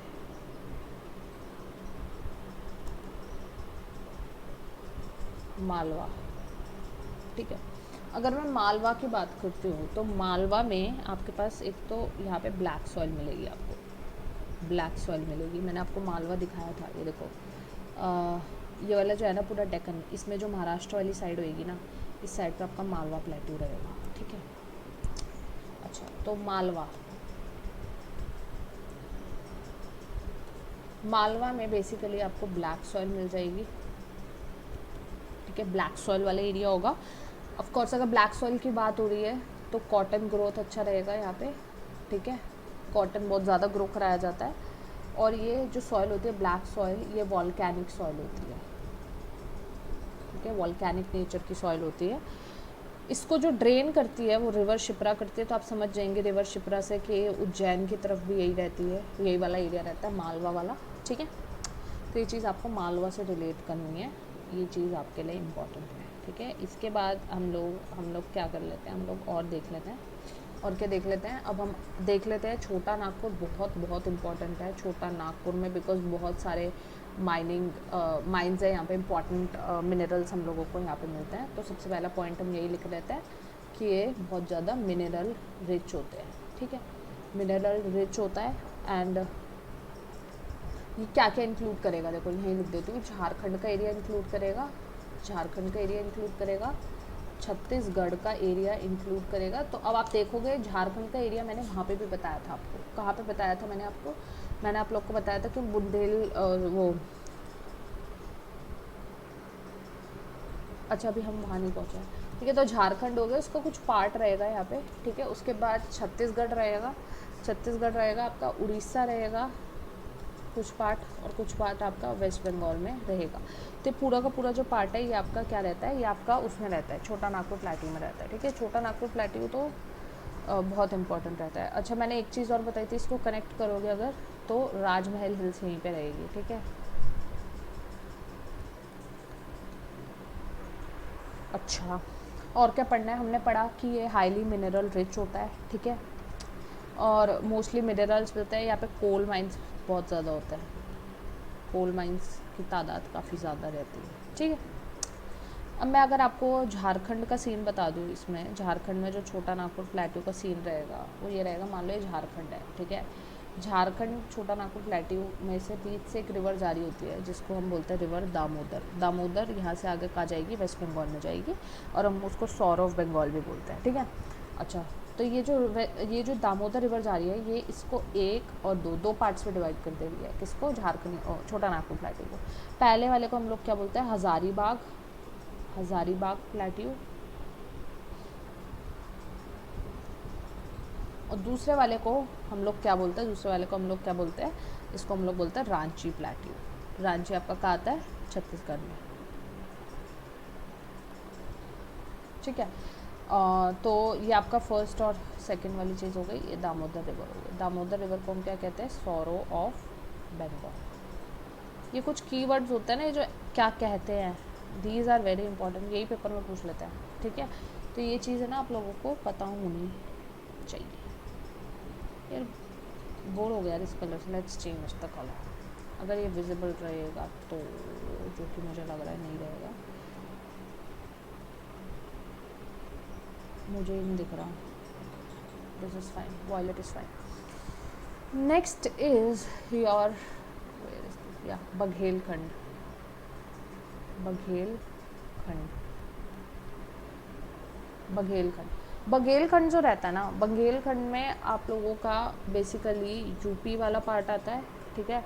यूपी में ये चित्रकूट को टच करता है, ठीक है। और एमपी वाला पार्ट रहता है आपका, एमपी यूपी, ठीक है, ये वाला पार्ट रहता है इसमें भी। और बुंदेलखंड में भी वही रहता है। अभी मैं आपको मैप से एक्सप्लेन करूँगी ना, थोड़ा वेस्टर्न साइड पे रहता है, सॉरी ईस्टर्न साइड पे, वो वेस्टर्न साइड पे रहता है बुंदेलखंड। अभी मैं डिस्कस करूँगी ना तो आपको क्लियर हो जाएगा, ठीक है। अच्छा, इसके कुछ फीचर्स है, इसके ज़्यादा आपको बात करने की ज़रूरत नहीं है। ये बेसिकली ईस्टर्न पार्ट में रहता है, अभी मैंने बोला ईस्टर्न पार्ट में रहेगा, किस जैसे एमपी यूपी हो गया, इनके ईस्टर्न पार्ट में, एमपी के ईस्टर्न पार्ट में रहता है। इसमें पार्ट्स आते हैं जैसे कि एमपी का सताना, सिंगरौली, सिंगरौली को एनर्जी कैपिटल भी बोलते हैं एमपी का। रेवा एरिया हो गया, पन्ना एरिया हो गया, पन्ना टाइगर रिजर्व वाला। पन्ना में आपको डायमंड्स मिलता है, ठीक है, डायमंड के लिए बहुत पॉपुलर रहता है, डायमंड के लिए बहुत पॉपुलर रहता है, ठीक है। तो ये सारी चीज़ें हैं, ये आपके बघेलखंड में रहेंगी। अच्छा जी, अब आपको क्या समझना है, आप लोग को समझना है कि किस तरीके से हमारे जो प्लेट्यूज़ हैं वो कैसे रहते हैं। तो मैं उसका एक डायग्राम बना दे रही हूँ, अभी आपको इसी पेज पर बना देती हूँ अच्छे से, क्लियरली आपको अंडरस्टैंड करवा के, ठीक है। देखो, ये है हमारा स्टार्टिंग का पार्ट, ठीक है, ऐसे ऐसे ऐसे ऐसे, ये आपका पूरा सदर्न पार्ट है। प्लीज़ जस्ट थोड़ा सा रफली बना देना, ठीक है। तो ऐसे ये आपका नॉर्थ ईस्टर्न पार्ट है, नॉर्थ ईस्टर्न एरिया, ठीक है। ऐसे ये आपका वेस्ट बंगाल है। तो अब क्या आएगा, देखो यहाँ पे ठीक है, क्या होगा कि ये वाला जो रीजन है ना आपका ऊपर वाला, ये आपका क्या रहेगा, बुंदेलखंड, ठीक है। मतलब मैं आपको मोटा मोटा बता रही हूँ इतना, ठीक है। इसके नीचे की साइड पे क्या रहता है, मालवा, मालवा रहता है, ठीक है। इसके ईस्टर्न पार्ट में क्या रहेगा, बघेलखंड, बघेलखंड, ठीक है। और बघेलखंड के नीचे वाली साइड वाला एरिया जो रहता है, ये रहता है हमारा, इसको बोलते हैं दंडकारण्य, ठीक है। इसको क्या बोलते हैं, दंडकारण्य। यहाँ पर आपको ऑलरेडी उसमें भी दिख रहा था मैप में, ये पूरा आपका डेक्कन एरिया रहता है, ठीक है। और दंडकारण्य रहेगा, दंडकारण्य के नीचे तेलंगाना रहेगा। तो ऊपर की साइड तेलंगाना जैसे यहाँ पे है, तो इसके ऊपर की साइड आपका दंडकारण्य रहेगा, ठीक है। यहाँ आपका नीचे की साइड पे पूरा इतना एरिया में आपका कर्नाटका प्लेट्यू आ जाता है, यहाँ पे केरला वगैरह आ जाता है, ठीक है। अच्छा, छोटा नागपुर का है, ये सारा छोटा नागपुर है, ठीक है। ये वाला ये पूरा छोटा नागपुर एरिया है, ठीक है। हम लोगों ने पढ़ लिया, यहाँ पे आपका शिलोंग प्लेट्यू हो जाता है। ये सारे प्लेट्यू है, मैंने बना दिए, ठीक है। तो क्या क्या हो गया, देखो क्या क्या हो गया हमारे पास हो गया मालवा हो गया, यहाँ पे मालवा रीजन हो गया, बघेलखंड हो गया, ये पूरा बुंदेलखंड रीजन हो गया। बुंदेलखंड के साइड में छोटा नागपुर हो गया, उसके नीचे बघेलखंड हो गया, उसके नीचे मालवा हो गया, उसके नीचे डेक्कन हो गया, और यहाँ पे हो गया दंडकारण्य, छोटा नागपुर के नीचे दंडकारण्य हो गया, यहाँ पे हो गया शिलोंग प्लेट्यू। इतनी बात क्लियर हो रही है, तो आगे बढ़ लेते हैं हम लोग, ठीक है। आगे बढ़ते हैं, आगे बढ़ते हुए थोड़ा सा मैं क्या करा सकती हूँ आप लोगों को, डेक्कन प्लेट्यूज़ भी पढ़ने हैं अभी हमें, डेक्कन एरिया में जितने भी प्लेट्यूज़ हैं। चलो डेक्कन ही स्टार्ट कर देते हैं अभी, ठीक है। डेक्कन स्टार्ट करवा रही हूँ, ठीक है। सबसे पहले अब हम पढ़ रहे हैं यहाँ पर डेक्कन प्लेट्यूज। डेक्कन प्लेट्यू में क्या रहेगा, देखो सबसे पहली बात, डेक्कन प्लेट्यू रीजन में आपको दोनों चीज़ें देखने को मिलेगी। आपको प्लेट्यू सर्फेसिस देखने को मिलेंगे और आपको हिल्स भी देखने को मिलेंगे, ठीक है। अब जो हिल्स है, हिल्स इसमें आते हैं आपके सतपुरा हिल्स, और आ जाता है आपका वेस्टर्न घाट्स और ईस्टर्न घाट्स। क्या आ जाता है, वेस्टर्न घाट्स और आपका आ जाता है यहाँ पर ईस्टर्न घाट्स, ठीक है। और प्लेट्यू में क्या क्या आ जाता है, प्लेट्यू में आ जाता है डेक्कन, ट्रैप, ठीक है, और आ जाता है आपका तेलंगाना प्लेट्यू। सबके बारे में ना थोड़ा थोड़ा इन्फॉर्मेशन यहीं दे दूँगी, ठीक है, जिसके बारे में जो जो इम्पोर्टेंट आप लोगों को पढ़ना है। उसके बाद आ जाता है हमारे पास कर्नाटक प्लेट्यू, कर्नाटका प्लेट्यू। उसके बाद आ जाता है आपके पास दंडकारण्य, ओके, काठियावाड़ भी, काठियावाड़ प्लेट्यू, ठीक है। अच्छा, वेस्टर्न घाट ईस्टर्न घाट आपको बहुत ही डिटेल में पढ़ाऊंगी मैं, ठीक है। तो अभी उसको स्किप करते हुए मैं अभी आगे डेक्कन प्लेट्यूज पे आ जाती हूँ, ठीक है। सतपुरा वगैरह सब पढ़ लेंगे, सतपुरा का इतना कुछ नहीं है। मैं प्लेट्यू पे आ जाती हूँ। मैं आपको ना अलग कलर से ना यहीं पे ही पढ़ाऊँगी, बिकॉज इसमें बहुत ज़्यादा आपको डीप में जाने की ज़रूरत नहीं है। कुछ इंपॉर्टेंट टर्म्स हैं, देखो ये क्या पड़ेगा, आपको पता है, ये आपको पता है महाराष्ट्र, ये कौन सा एरिया पड़ता है, महाराष्ट्र वाले एरिया पड़ता है, ये तो आपको सबको ही पता है, डेक्कन वाला, ठीक है। यहाँ पे क्या मिलेगी आपको, यहाँ पे आपको मिलेगी ब्लैक सॉइल, ठीक है, ब्लैक सॉइल मिलेगी, ओके। और ब्लैक सॉइल को क्या बोला जाता है यहाँ पे लोकल नेम है रेगूर, REGUR, रेगूर, ठीक है। उसके बाद तेलंगाना एंड आंध्र प्रदेश प्लेट्यू, दोनों को एक साथ ही हम लोग कंसिडर करते हैं। ये सबसे अभी जो सबसे जल्दी स्टेट बनी है, 28 स्टेट बनी है, वो हमारी तेलंगाना बनी है सबसे रिसेंट 2019 में, ठीक है। और तेलंगाना में आपको ये पता होना चाहिए, सबसे पहली बात तो यहाँ पे रेन जो होती है वो बहुत ही कम रहती है, ठीक है, बुंदेलखंड की तरह रहती है बिल्कुल। एग्रीकल्चर आपने देखा हुआ था, बुंदेलखंड में आ भी रहा था, ठीक है, एग्रीकल्चर रहता है। और यहाँ पे high cases of farmers suicide होते हैं, तो ये क्वेश्चन भी पूछ लेते हैं, ठीक है। तो इसका मेजर रीज़न, ऑल्दो यहाँ पे बहुत सारे रीजंस आ जाते हैं, बट मेजर रीज़न ये है कि the soil which is suitable for a particular crop, okay, to be grown, that is not grown there. Some other crops are grown, so because of that what is happening, that the farmers are going for the suicide because they are not able to earn the profits, they are not even able to earn their minimum thing that they that should be there, they are not able to take out their expenses, because of why, because of that reason farmer suicide is very very prevalent here, okay। Then Karnataka plateau में second in the minerals resources अच्छे हैं, second आता है minerals में, ठीक है। Number 1 इन coffee plantation यहाँ पे रहता है, फिर सेकंड नंबर पर केरला में रहता है, और ये सैंडलवुड के लिए भी बहुत पॉपुलर रहता है, ठीक है। उसके बाद विदर्भा नहीं लिखा ना मैंने, यहाँ पे एक ऐड कर लो, विदर्भा, ठीक है। विदर्भा में क्या है, विदर्भा जो है वो आपका ईस्टर्न महाराष्ट्र में पड़ेगा, ये आपका वेस्टर्न महाराष्ट्र में पड़ता है, ठीक है। और ये आपके ईस्टर्न महाराष्ट्र में विदर्भा रीजन पड़ेगा। इसमें सबसे लार्जेस्ट सिटी आपकी इंपॉर्टेंट सिटीज़ आ जाती है नागपुर, जिसको हम लोग ऑरेंज सिटी भी बोलते हैं, ठीक है। यहाँ पे रेन जो रहती है विदर्भा रीजन में, रेन भी लेस रहती है और एग्री भी लेस रहेगा, लेकिन ये फ्रूट्स यहाँ पे बहुत, जैसे कि अनियन बहुत पॉपुलर होता है यहाँ का, अभी GI टैग भी मिला है वाइट अनियन को। और आपका ऑरेंजेस के लिए पॉपुलर है, सिट्रस फ्रूट्स के लिए अच्छी जगह रहती है ये, ठीक है। यहाँ पे भी फार्मर सुसाइड बहुत रहती है विदर्भा में, ठीक है।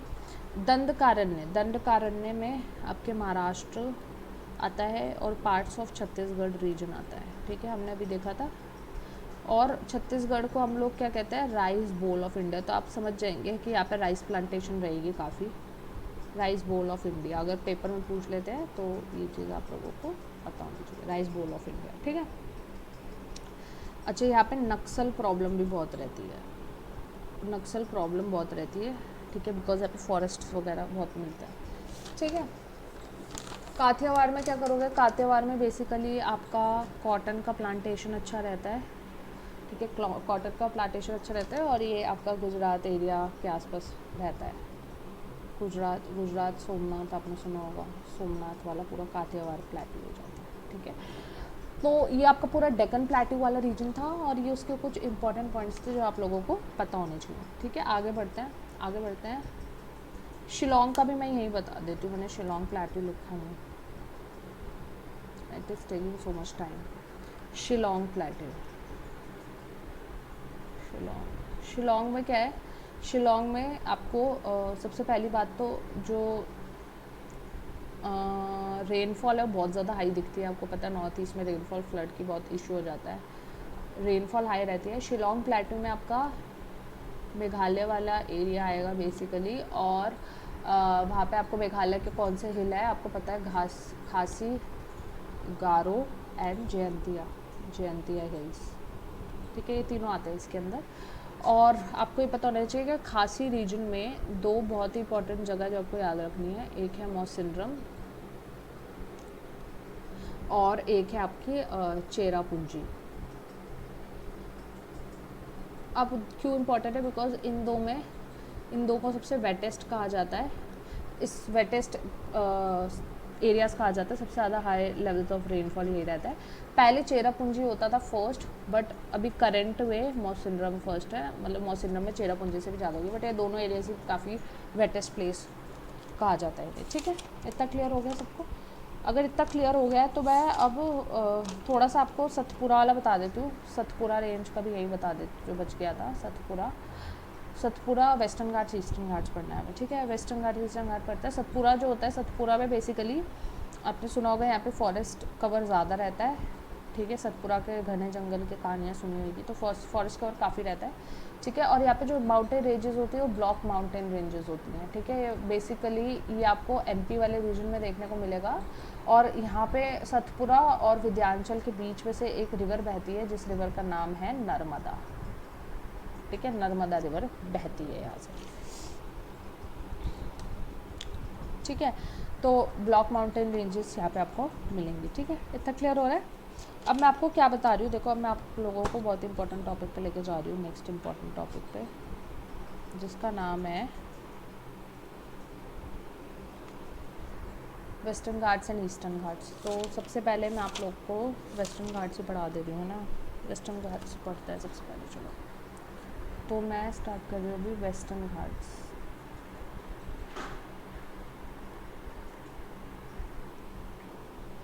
अगर हम वेस्टर्न घाट्स वाला रीजन देखेंगे तो ये तो आपको पता ही है कि बायोडाइवर्सिटी बहुत ज़्यादा होती है यहाँ पे, बायोडाइवर्सिटी पार्क्स यहाँ पे सबसे ज़्यादा है, बायोडाइवर्सिटी हॉटस्पॉट्स सबसे ज़्यादा है। बायोडाइवर्सिटी क्यों ज़्यादा है, बिकॉज यहाँ पे फॉरेस्ट कवर ज़्यादा है, फॉरेस्ट बहुत ही घने होता है, forest cover is very high, because of that biodiversity is going to be high. Why is forest cover high? Because rainfall is also very high. Okay, and it is a continuous range, there is no breakages in between the hills, okay. Now if I draw like a rough map of India to explain this thing, तो here is what lies the western Ghats, okay. तो ये continuous रहते हैं, continuously रहते हैं, यहाँ पे आके ईस्टर्न घाट्स और वेस्टर्न घाट्स मिलते हैं, जबकि ईस्टर्न घाट्स जो होते हैं वो डिसकॉन्टीन्यूस होते हैं, ठीक है। अभी हम अच्छे से समझ लेंगे, ये पॉइंट है जहाँ पर वेस्टर्न घाट्स और ईस्टर्न घाट्स आके मिलते हैं। इन माउंटेन को, इन हिल्स को हम क्या बोलते हैं, नीलगिरी हिल्स, डाइवर्जेंस होता है दोनों, ठीक है, वेस्टर्न घाट्स और ईस्टर्न घाट्स का, नीलगिरी हिल्स, ठीक है, बहुत इंपॉर्टेंट है, ये पता होना चाहिए, ठीक है। नीलगिरी हिल्स का हाईएस्ट पीक रहता है नीलगिरी हिल्स का डोडा बेटा, ठीक है, क्या रहता है, डोडा बेटा,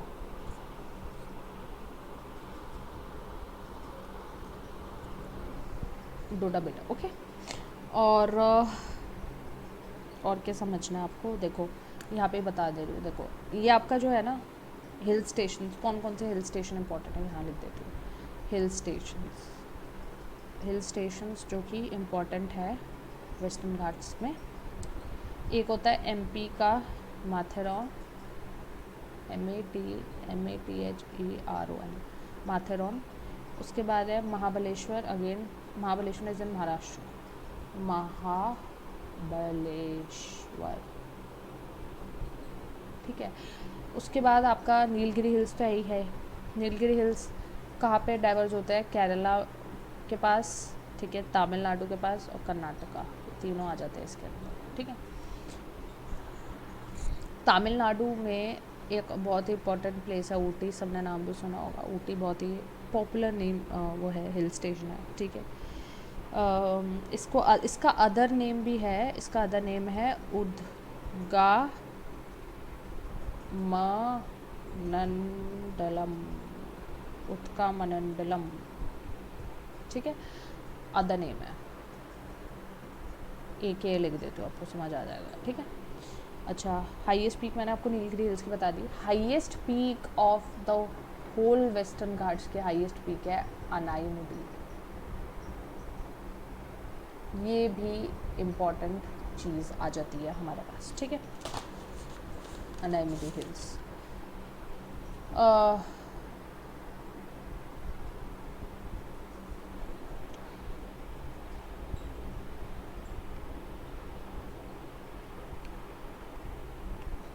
और क्या बताना चाहिए आपको? अच्छा, मैंने आपको बताया कि रेनफॉल बहुत हाई रहती है, मैंने भी बताया था रेनफॉल बहुत हाई रहती है, तो उसकी वजह से फ्लड्स का इशू रहता है यहाँ पे, ठीक है। केरला में फ्लड्स आपने पढ़ा होगा, बहुत ज़्यादा आता है। अच्छा, तो ये कुछ वेस्टर्न घाट्स की बातें हो गई। अब मैं आपको थोड़ा सा ना ईस्टर्न घाट पे लेके चलती हूँ। ईस्टर्न घाट्स पर पड़ता है।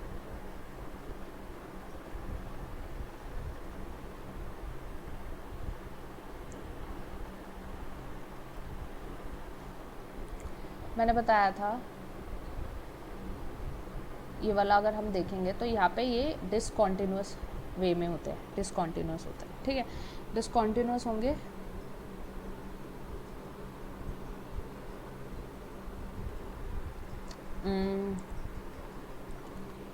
देखो, इम्पॉर्टेंट मैं हिल्स लिख देती हूँ आपके, इम्पॉर्टेंट हिल्स मैं लिख रही हूँ यहाँ पे जो आपको याद होने चाहिए। देखो, मैं 1-2 करके लिख रही हूँ और मैं 1-2 करके यहाँ पे मार्क कर दूँगी किस एरिया में लाया करते हैं, ठीक है। सबसे 1 पे है आपका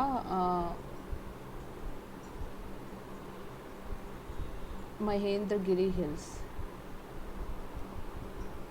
ठीक है। महेंद्रगिरी हिल्स आपके उड़ीसा में, उड़ीसा रीजन में मिलेंगे आपको, तो आप यहाँ पर 1 मार्क कर सकते हैं, उड़ीसा रीजन में मिल जाएंगे, ठीक है। सेकंड है आपके नल्ला मल्ला हिल्स, नल्ला मल्ला हिल्स आपके आंध्र प्रदेश में मिलेंगे, तो आप यहाँ पे मार्क कर सकते हैं, जैसे इस एरिया में मार्क कर सकते हैं 2, ठीक है। अच्छा जी, थर्ड पे हम आते हैं, आपको मिल जाएगा पापीकोंडा, पापीकोंडा। पापीकोंडा जो है ये भी आपको आंध्र प्रदेश में मिल जाएंगे, तो मैं यहाँ पे 3 मार्क कर रही हूँ, ठीक है।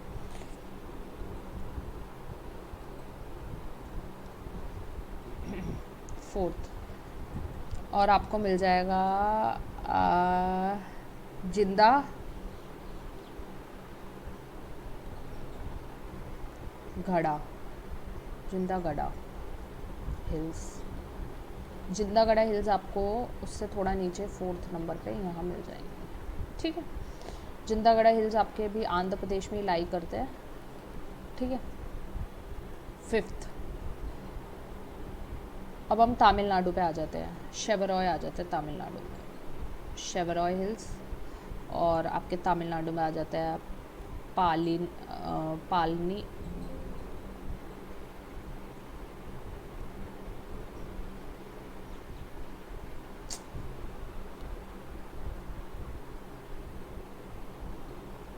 पालनी हिल्स। पालनी हिल्स किस में आ जाते हैं आपके?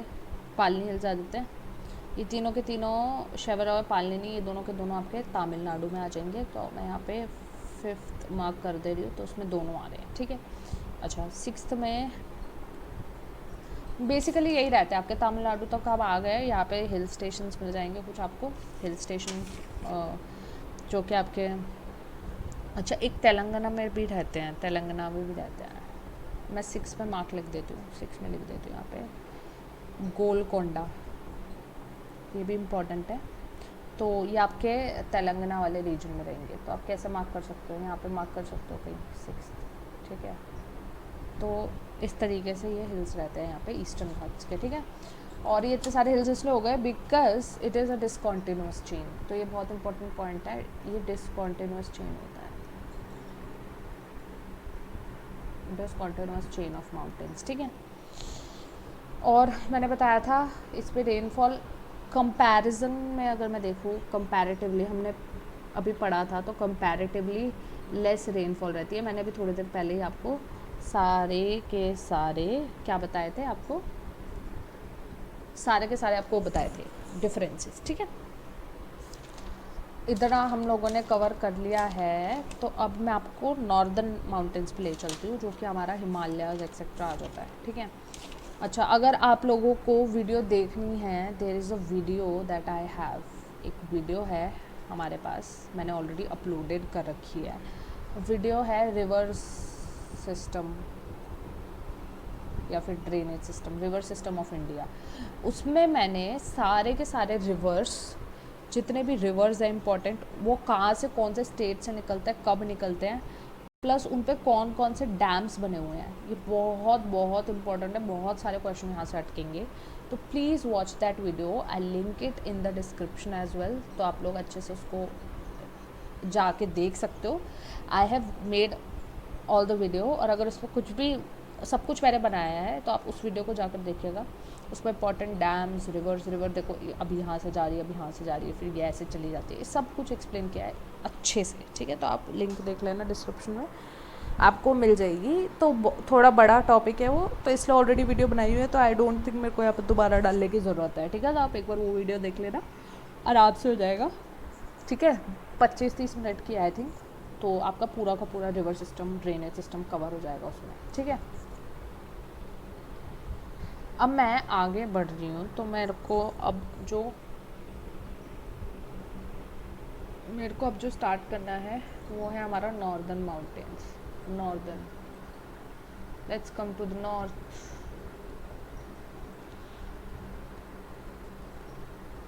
अगर मैं नॉर्थ माउंटेन्स की बात करूँ, तो नॉर्थ माउंटेन्स में हमारे पास 3 काइंड्स की रेंजेस होती हैं, 1, 2 और 3, ठीक है। कौन सी रेंजेस होती हैं? सबसे पहले जो हमारे पास आती है वो आती है हमारे पास ट्रांस हिमालयाज, ठीक है। Just give me a second. एक होती है हमारे पास हिमालयन रेंज, और एक होती है हमारे पास पूर्वांचल रेंज, ठीक है। अगर मैं एनलार्ज वर्जन में यहाँ पर ये आपका हिमालय वाला रीजन बनाऊँ ऐसे, तो और यहाँ से ऐसे चला जाता है नीचे की साइड, तो क्या होगा, देखो यहाँ पर मान लो ऐसे 1, 2 और 3 रेंजेस में 1, 1, 2 और 3 ऐसे मार्क करें, तो ये आपका पूरा 1 रहेगा, ठीक है।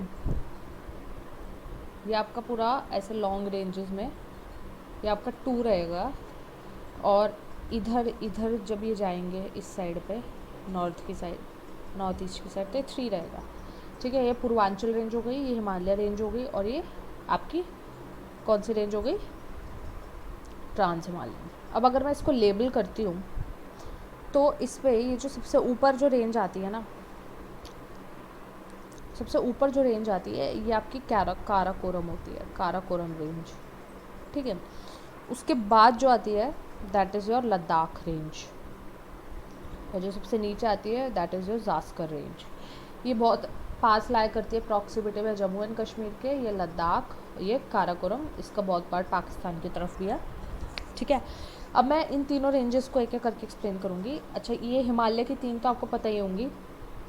ये आपके ग्रेटर हिमालयस होते हैं, ग्रेटर हिमालयस, ये होते हैं मिडल हिमालयस, और ये होते हैं आपके लेसर हिमालय, सबसे नीचे लेसर हिमालयस।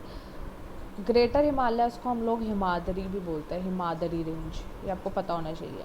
मिडल हिमालयस को हम हिमालयन रेंज, हिमालयस भी बोलते हैं। इसको आप हिमाचल लिखते हैं, हिमाचल रेंज, हिमालय बोल दिया मैंने, सॉरी। और लेसर हिमालयस को हम लोग शिवालिक भी बोलते हैं, शिवालिक रेंज। ठीक है, तो ये कुछ इंपॉर्टेंट चीज़ आपको पता होनी चाहिए। और यहाँ पे पूर्वांचल रेंज में आ जाता है आपका क्या क्या आ जाता है पूर्वांचल रेंज में, पूर्वांचल रेंज में पूरा का पूरा एरिया आ जाता है। इसको हम लोग अभी डिस्कस करते हैं।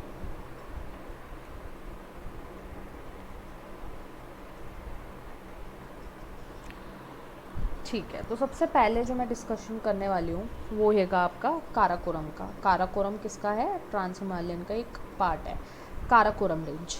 Karakoram range is maximally occupied by Pakistan. ठीक है, इसका जो हाईएस्ट पीक है इसका mount K2। Mount K2 is in POK। ठीक है, तो ये हमारे इंडिया का हाईएस्ट पीक हो गया। ठीक है, ये हाईएस्ट पीक है इंडिया का। इसको हम लोग, इसका अदर नेम जो होता है also known as Godwin Austen, Godwin Austen भी बोलते हैं इसको। ठीक है, तो ये अदर नेम हो गया। अच्छा, काराकोरम में ही आपका एक और बहुत इंपॉर्टेंट माउंटेन और ग्लेशियर आता है, हाईएस्ट ग्लेशियर है ये, highest battlefield of the world भी है ये, highest battlefield of world.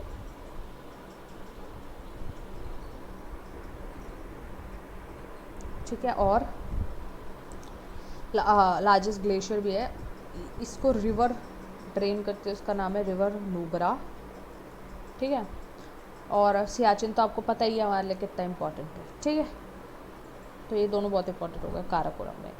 Secondly हम लोग बात कर लेते हैं लद्दाख रेंज की। लद्दाख रेंज में क्या होता है? लद्दाख रेंज में आपका हाईएस्ट जो प्लेट्यू, जो हाईएस्ट प्लेट्यू, यहाँ पे एक प्लेट्यू रीजन है जो कि हाईएस्ट प्लेट्यू होता है, हाईएस्ट प्लेट्यू। ठीक है, तो हाईएस्ट प्लेट्यू को पूछ ले तो हमारे पास लद्दाख में है, कोल्ड डेजर्ट होता है पूरा एरिया। ठीक है, अपने वीडियोस में अगर आप लोगों ने विजिट किया बहुत अच्छी बात है, लेकिन वीडियोस में तो एटलीस्ट देखा ही होगा सबने लद्दाख कैसा होता है। इसका जो हाईएस्ट पीक है इसको हम लोग बोलते हैं नॉट कामेत, इसका हाईएस्ट पीक है STO stock Kangri, stock Kangri, ये इसका हाईएस्ट पीक है। ठीक है, तीसरे में हम लोग बात कर लेते हैं जास्कर रेंज की। तो जास्कर रेंज जो है, जास्कर रेंज में हमारे पास जो हाईएस्ट पीक होता है, हाईएस्ट पीक है इसका कामेट पीक। ठीक है, और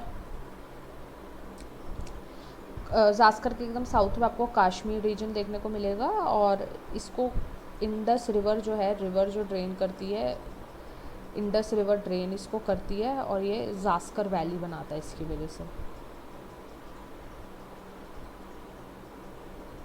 ठीक है, इतना आपको पता लगा। तो मैं आपको अगर एक बार जल्दी से इसके वो बता दूं कि माउंट K2 जो होता है वो काराकोरम का हाईएस्ट पीक है, सियाचिन हाईएस्ट ग्लेशियर है। अच्छा, मैंने यहाँ सियाचिन लिखा ही नहीं, सॉरी, सियाचिन। ठीक है, सियाचिन हाईएस्ट ग्लेशियर है, और लद्दाख में आपका स्टॉक कांगरी है, और जास्कर में आपका क्या है? कामेट पीक है। ठीक है, ये आपको तीन चार चीज़ें याद होनी चाहिए, बाकी तो सभी याद होना चाहिए वैसे तो। ठीक है, जल्दी से हिमालयस की बात कर लेते हैं। हिमालयाज़ में मैंने आपको क्या बताया था? हिमालयाज़ में हमारे पास तीन हैं, 1 2 3। पहला कौन सा था? ग्रेटर हिमालयाज़, फिर कौन सा था? मिडल हिमालयाज़, फिर कौन सा था आपका? Lower Himalayas. ठीक है, लोअर में आपको क्या बोलते हैं हम लोग? शिवालिक बोलते हैं। मिडल को क्या बोलते हैं हम लोग? मिडल को हम बोलते हैं हिमाचल, और ग्रेटर को क्या बोलते हैं? हिमाद्री। ठीक है, इतना होना चाहिए पता आपको। अच्छा, अब मैं एक आपका बना रही हूँ ग्रेटर हिमालयस को। सबसे पहले हम लोग पढ़ रहे हैं ग्रेटर हिमालयस को पढ़ रहे हैं। तो ग्रेटर हिमालयस जो है वो फर्दर कैसे डिवाइडेड होता है? देखो, ये हमारा पूरा ग्रेटर हिमालयस की रेंज है। ठीक है, यहाँ से आपकी रिवर्स बह रही हैं कुछ, 1 river, 2 river, 3 river, 4 river, 5 river. तो उसी से जो ये रेंजेस है बीच में, पूरा माउंटेन रेंजेस है, ऐसे ऐसे पूरा माउंटेन रेंजेस है ये पूरा, इसको हम लोग डिवाइड कर देते हैं। ठीक है, जो आपकी पहली रिवर बह रही है, अब मैं इसको ना अलग कलर से लिखूँगा ताकि आपको थोड़ा कन्फ्यूजन ना हो। ठीक है, यहाँ पे इंडस रिवर बह रही है, ये आपकी सतलज रिवर बह रही है। ठीक है, सतलज के बाद यहाँ पे आपकी बहती है काली रिवर, काली रिवर के बाद बहती है तीस्ता रिवर, तीस्ता रिवर के बाद बहती है ब्रह्मपुत्र रिवर। ठीक है, ब्रह्मपुत्र रिवर। जो इंडस और सतलज के बीच में जो एरिया है, इस वाले को हम लोग क्या कहते हैं, पंजाब हिमालयास। इसको हम क्या कहते हैं, पंजाब हिमालयास। मैं हिमालयास की जगह सिर्फ एच लिखूँगी। सतलुज और काली के बीच में हमारे पास होता है कुमाऊन हिमालयास, कुमाऊं हिमालयास। ठीक है, काली और तीस्ता के बीच में हमारे पास होते हैं नेपाल हिमालयास, नेपाल रीजन होता है यहाँ पे। तीस्ता और ब्रह्मपुत्रा के बीच में कौन से हिमालयास होते हैं, असम हिमालयास, असम हिमालयास। ठीक है, तो ये डिवीजन होता है, डिवीजन भी आपको पता होना चाहिए। ठीक है, इसका हाईएस्ट पीक कौन सा रहेगा, हाईएस्ट पीक रहेगा ग्रेटर हिमालयास का, मैं पूरा बता रही हूँ। ठीक है, हाईएस्ट पीक रहेगा सबसे पहले तो नेपाल में रहता है, नेपाल में रहता है कौन सा, माउंट एवरेस्ट, सबको पता है। माउंट एवरेस्ट का अदर नेम क्या है, माउंट एवरेस्ट का अदर नेम क्या है, ये आप लोगों को चलो मैं बता ही देती हूँ, सागर माथा, सागर माथा है। ठीक है, ये हाईएस्ट पीक है। अच्छा, हमारे यहाँ क्या होता है, देखो ये पूरा ऐसे ग्रेटर हिमालयस है ना, इसके एक 2 इम्पॉर्टेंट पीक्स होते हैं, जहाँ से क्या होता है, मैंने इसको ना यहाँ बना देती हूँ, आप लोग को ना बहुत कन्फ्यूजन हो जाएगी। देखो ये आपका पूरा रेंज है, इसके वन एंड पे और वन एंड पे, ठीक है, 2 इम्पॉर्टेंट हिल्स होते हैं। इसका नाम होता है नंगा पर्वत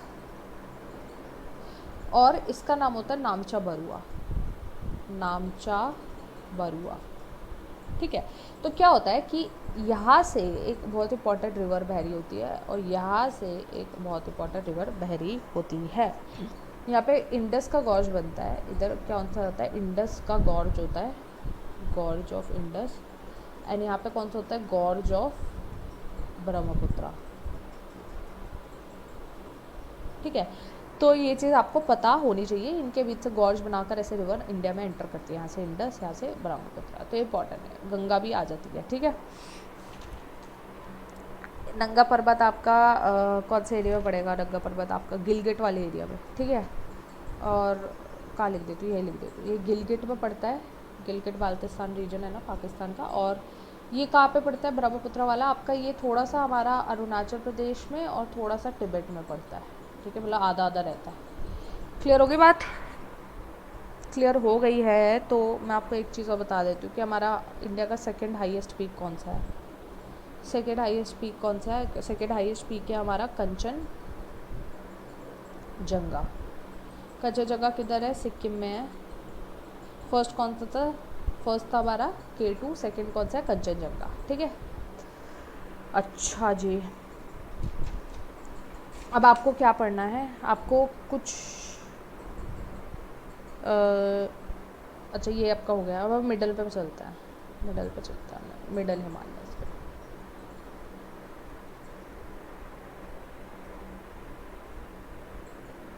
ठीक है, मिडल हिमालयस में भी डिवीज़न रहता है, तो मैं ऐसे डिवाइड करके बता देती हूँ। ठीक है, क्या रहता है, देखो पहला, दूसरा, तीसरा एंड चौथा, और ये जो तीसरा होता है ये भी 2 में डिवाइडेड होता है। ठीक है, देखो ये वाली रेंज होती है, जो इस रेंज को हम लोग क्या बोलते हैं, इस रेंज को हम लोग बोलते हैं, सॉरी, इस रेंज को हम लोग क्या बोलते हैं, पीर प्रांजल रेंज, पीर प्रांजल रेंज। ये है, ये होती है DHAULA, Dhauladhar, Dhauladhar range.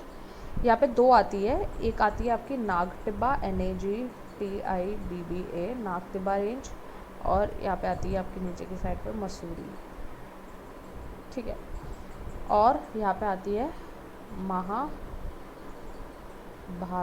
Range. ठीक है, महाभारत रेंज आपकी नेपाल एरिया में पड़ती है, ये आपकी उत्तराखंड में पड़ती है, धौलाधर आपकी हिमाचल प्रदेश में पड़ती है, पीर प्रांजल आपकी जम्मू एंड कश्मीर में पड़ती है। ठीक है, फेमस हिल स्टेशन है शिमला, मनाली, डलहौजी, नैनीताल, दार्जिलिंग, बताने की भी ज़रूरत नहीं है, सबको पता है। ठीक है, अब मैं बात कर लेता हूँ, किसकी बात करूँ अब मैं हमारा क्या बचा है, आउटर बचा है ना, आउटर हिमालयस। ठीक है, आउटर हिमालयस में क्या होता है हमारे पास, सबसे पहली बात तो इसमें हमारे पास आउटर हिमालयस, लोअर हिमालयस है, या Shivaliks, what am I writing, Shivaliks आ जाते हैं यहाँ पे। ठीक है, अच्छा जी, and these are the youngest mountains है ये। ठीक है, क्या है ये, यंगेस्ट माउंटेन्स है। ठीक है, कुछ इतना बाकी बात नहीं है। यहाँ पे दून का फॉर्मेशन होता है, बहुत इंपॉर्टेंट है, दून जैसे देहरादून हो गया।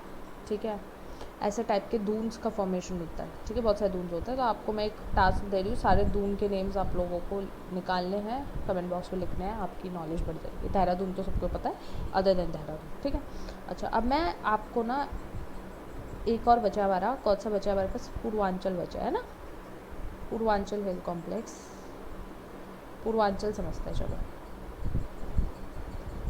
पूर्वांचल, तो अगर मैं पूर्वांचल की बात करती हूँ तो उस पर आपका पहली बात तो अरुणाचल प्रदेश में क्या क्या आ जाता है, अरुणाचल प्रदेश में आपका आ जाता है पटकाईबम। मैं यहाँ पर नेम्स लिख रही हूँ हिल्स के, ठीक है, तो आपको पता होना चाहिए, पटकाईबम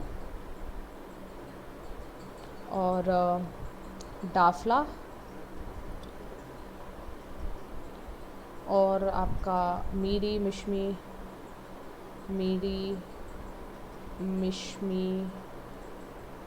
अभोर, ये सारे आपके अरुणाचल प्रदेश में आ जाते हैं। ठीक है, फिर हमारे पास मेघालय में भी आपको बताया था मैंने, गारो हिल्स, खासी हिल्स, जयंतिया हिल्स। ठीक है, असम में हमारे पास आ जाते हैं मिकिर हिल्स। ठीक है, मिज़ोरम में आ जाते हैं हमारे पास मीज़ो हिल्स। ठीक है, और मणिपुर में आ जाते हैं हमारे पास मणिपुरी हिल्स। तो ये दो तो ऐसे याद हो गए, मीज़ो हिल्स, मणिपुर। असम में मिकिर हिल्स, मेघालय में गारो खासी जयंतिया हिल्स, आंध्र प्रदेश में पटकाईबम, दाफला, मीरी, मिशमी, अभोर। ठीक है, तो ये आपके सारे पूर्वांचल के हिल्स हो गए। पूर्वांचल का मैंने ऑलरेडी बता दिया, बहुत ज़्यादा हाई रेनफॉल रहती है, बहुत ज़्यादा हाई एग्री रहता है यहाँ पे, मतलब फर्टिलिटी हाई होती है, और यहाँ पे फ्लड्स होते हैं। तो ब्रह्मपुत्रा यहाँ से आती है, तो ब्रह्मपुत्रा से बहुत ज़्यादा फ्लड्स आ जाते हैं असम और नॉर्थ ईस्टर्न एरिया में। वैसे भी मानसून भी बहुत ज़्यादा यहाँ पे एक्टिव रहता है, हैवी रेनफॉल रहती है। ठीक है, अब यहाँ पे थोड़ा सा डेजर्ट्स बचे हैं, डेजर्ट्स और देख लेते हैं। डेजर्ट्स की बात करूँ तो डेजर्ट्स हमारे पास आपको पता ही है कहाँ पर है, राजस्थान में। यहाँ पर राजस्थान में कौन सा डेजर्ट है, आपको नेम करना है, क्या नेम करोगे यार, थार डेजर्ट, सबको पता है। ठीक है, अच्छा अब हमारे पास ये आपका हॉट डेजर्ट है। अब ये नहीं है कि हॉट ही होता है डेजर्ट, कोल्ड डेजर्ट भी होता है। कोल्ड डेजर्ट हम लोग को पता है हमारे इंडिया में कहाँ पे है, हमारे इंडिया में लद्दाख रीजन में कोल्ड डेजर्ट देखने को मिलता है। ठीक है, बाकी इस पर अभी ज़्यादा बात होगी जब मैं आप लोगों को इम्पोर्टेंट स्टैटिक का टॉपिक पे एक वीडियो लाऊंगी। ठीक है, तो उस पर क्या होगा, सिर्फ और सिर्फ लार्जेस्ट, लॉन्गेस्ट, स्मॉलेस्ट, इन सब चीज़ें के, longest, highest, largest river, largest land, world का भी हम लोग बात करेंगे, प्लस इंडिया का, दोनों का हम लोग बात करेंगे। ठीक है, एक मैं वीडियो लाऊंगी अलग से, अलग वीडियो रहेगा इसका, अलग वीडियो किसका रहेगा, आपका सारे मिनरल्स का, मिनरल्स कौन कौन से किस जगह पे कौन सी इंपॉर्टेंट माइंस हैं, इसका मैं एक स्टैटिक पोर्शन पे वीडियो बना दूँगी। ठीक है, अभी आपको ये इतना कंसेप्ट समझ आ रहा है जो मैंने आपको बताया। ठीक है, अगर आप लोग को इतना समझ आ रहा है ना, तो इसके बाद अभी आपका जो नेक्स्ट टॉपिक है ना, दैट इज़ योर रिवर्स। आपको मैंने सब कुछ बता दिया, अभी आपको प्लेट्यू बता दिया मैंने, माउंटेन्स बता दिए। अभी आपका रिवर्स का टॉपिक बचा है, तो उसके लिए आपको क्या करना है, सी द वीडियो जो मैंने आपको बताया था, जिसको मैं अभी डिस्क्रिप्शन में डाल दूँगी, ठीक है। और आपका जो अब अगला टॉपिक बचा है, जो आगे का टॉपिक बचा है, वो है अब हम लोग स्टार्ट करने वाले हैं मॉनसून। मॉनसून को स्टार्ट करेंगे, तो मॉनसून में पूरा का पूरा आपको मानसून कैसे आता है, कैसे नहीं आता है, सब डिस्कस होगा। वीडियो ऑलरेडी बहुत लॉन्ग हो चुकी है, तो मैं मानसून वाला नेक्स्ट वीडियो में बनाऊंगी। तो इस वीडियो का पार्ट 2 भी आप लोगों को मिलेगा। पार्ट 2 के लिए आप लोग अभी बस बहुत ही जल्दी आ गया, बस इसको इसके बाद इसी के बाद आ जाएगा। तो टिल देन अच्छे से समझिएगा। And if you enjoyed it, if you enjoyed the video, if you understood it well, and बहुत मेहनत हुई है, अगर आपको मेहनत दिख रही है, तो please go and subscribe to the channel and leave a like so that I can know that we are going in the right direction, you are able to understand what you are. So thank you so much guys, and you can also put on the notifications when you need to read the notification of the new video that arrives. Okay, so thank you so much guys, have a nice day, bye.